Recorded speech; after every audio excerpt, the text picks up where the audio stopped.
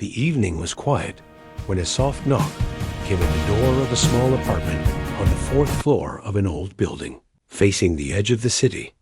The one who lived inside, a calm and observant man named Leo, had spent most of the day repairing a small drone for his part-time job and was finally settling down with a warm drink.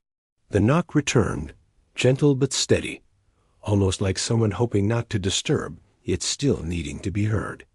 He placed the cup on the table and walked toward the door, curious since he rarely had visitors. When he opened it, he found his neighbor from the next apartment, the one he had seen only a few times in passing. She called herself Mira, though he knew she was not from Earth. Her appearance gave that away long before she ever admitted it. Her skin held a soft luminescent glow, like moonlight resting upon water, and her eyes had a calm depth far beyond human experience. She always wore a long coat and kept her movements quiet, but there was a grace in her posture that suggested both strength and sorrow. Tonight she looked different. Her shoulders were tense, and her hands were clasped as if she were holding something invisible and fragile. She asked if she could come inside. Leo stepped aside without hesitation. He had no reason to fear her and felt a quiet respect for the gentle way she moved through the world. As she entered, she looked around at his small room as if searching for a safe place to rest her thoughts. Something was clearly weighing on her. He asked if she needed help. For a moment she remained silent. Then she nodded and said she had a request that might be difficult for him to understand, but impossible for her to ignore. She asked if she could sit, and he guided her toward the chair near the window. She lowered herself slowly, almost as if she feared the chair might break under the weight of what she carried. She began to speak with careful words. She explained that she had come from a distant colony of her people, a group scattered across the stars after a quiet but painful conflict in their past. She had traveled with her husband years ago, settling on Earth in hopes of finding peace away from the tensions that always followed her kind. But her husband had passed during an accident the year before, leaving her to live alone among neighbors who greeted her politely but never truly understood her. She had kept mostly to herself. Leo listened without interruption, sensing that what she was about to say next would change the air in the room. Myra reached into her coat and pulled out a small metallic sphere no larger than an egg. The surface shifted with soft pulses of color. She held it gently, almost reverently, and explained that this device stored something precious, something she could not protect on her own. She said it held the last echo of her husband, a memory imprint, a preserved consciousness that her people used only in rare moments of deep loss. She was afraid that she would soon be found by a group from her colony who believed such imprints should not exist, and if they took it, her husband's last echo would be erased forever. She asked Leo for help, not to hide it for her, but to become its guardian for a short time until she could arrange safe passage to a distant outpost. She said that humans had a unique quality that made them ideal protectors of such an imprint. Their minds emitted a signal pattern that her people found difficult to track, almost like a natural form of shielding. If the imprint stayed near a human, it would remain hidden.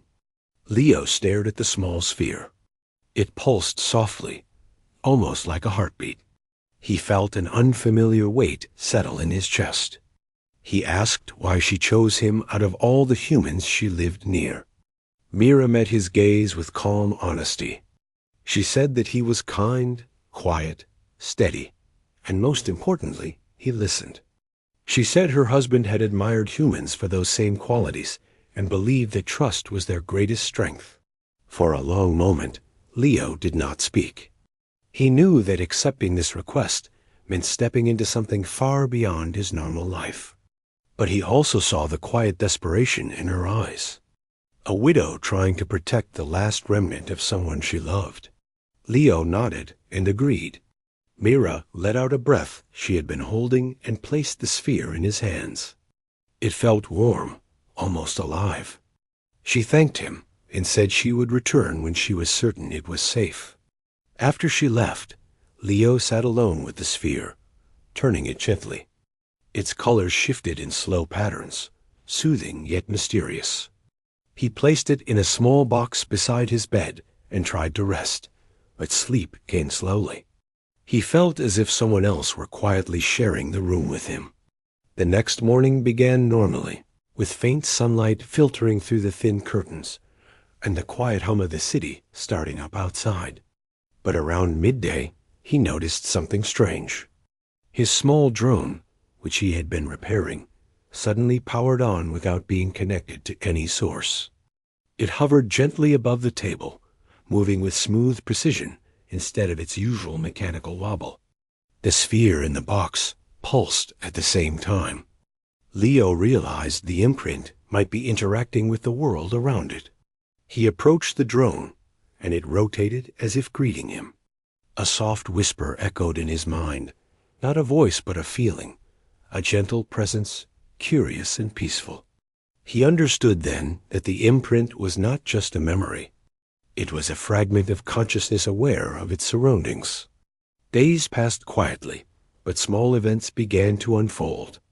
The lights in his apartment adjusted themselves to perfect brightness without him touching the switch. His tools arranged themselves neatly every morning. Sometimes, when he felt tired, a soft warmth filled the air, giving him renewed focus. The imprint was helping him, not out of obligation, but out of gratitude. One evening Myra returned. She looked relieved to see Leo unharmed. She asked if the imprint had caused him any trouble. He shook his head and said it had been peaceful and gentle. She smiled, a rare expression that softened the dim glow of her skin. But her smile faded quickly as she told him that the group searching for the imprint had arrived in the city. They traveled quietly and avoided attention, but they were skilled and determined. She feared they would soon discover that she had lived near humans.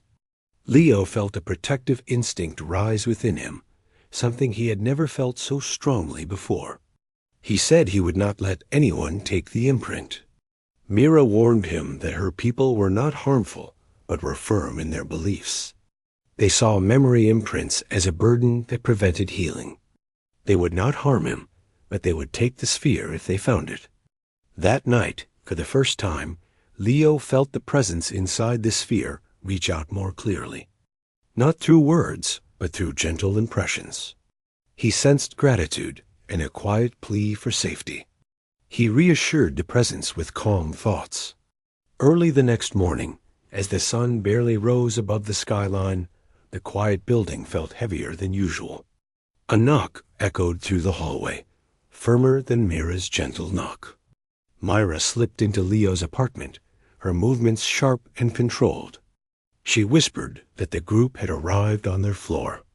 She asked for the imprint. Leo shook his head. He said that if they found out she had trusted him, they might not let her leave peacefully. He wanted her to stay hidden. He took the sphere from the box and held it tightly. The glow shifted softly, as if recognizing the tension. Soon voices outside grew closer. Myra moved behind a curtain, pressing herself against the wall. 3 figures stopped near Leo's door. They spoke in a soft, melodic language he did not understand. A moment later the door was knocked upon with gentle courtesy. Leo opened it partway. The 3 visitors looked calm and dignified, their movements quiet like Myra's. They asked politely if he had seen her. Leo kept his voice steady and said he had not seen her recently. The visitors studied him for a long moment. One of them glanced at the sphere on his desk. They asked about it. Leo said it was a part of his drone project. They did not seem convinced. The sphere pulsed once, and a faint ripple of light spread across the room. The visitors stiffened slightly, sensing something unusual. But the imprint reacted cleverly. It shifted its glow, matching the pattern of the drone's internal circuits. The visitors relaxed a little, withdrawing their suspicion. After a few more polite questions, they left. When Leo closed the door, Mira stepped out from behind the curtain with tears shining softly in her luminous eyes. She whispered her thanks. She said she had found a possible route to a safe outpost where the imprint would be honored rather than erased. She asked if Leo would help her make the journey. He agreed. They prepared quietly over the next 2 days. Leo arranged transportation through a friend who owed him a favor, never revealing why he needed it. Myra mapped out a path through areas where her people rarely monitored. The night they left, the sky was clear, and the city lights glowed beneath them as they boarded a small craft. The sphere rested safely in Leo's hands. During the journey, the presence inside the sphere felt calmer, almost at peace. Mira sat beside Leo and said she wished she had asked for his help long ago. She explained that her husband had admired humans deeply and believed that humanity held a spark that could influence the galaxy in ways her people never expected.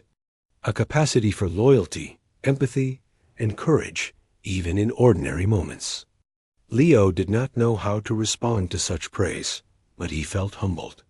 When they reached the outpost, Myra stepped out first, guiding Leo through a quiet corridor lined with soft lights. A group of her people greeted them with warm expressions.